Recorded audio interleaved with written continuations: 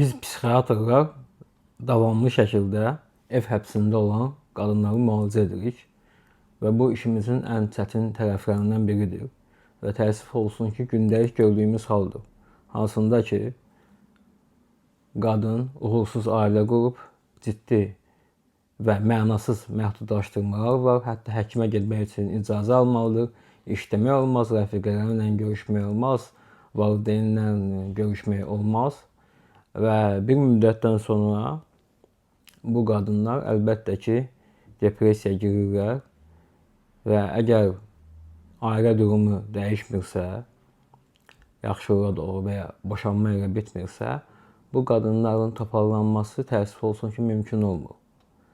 Yəni ona görə də önəmlidir ki, ailə qurmadan öncə şərtləri öyrənəsiz, insanı tanıyasız və sonradan da əziyyət çəkməyəsiz. Bu həm xanımlara aiddir, həm də onların valideynlərinə.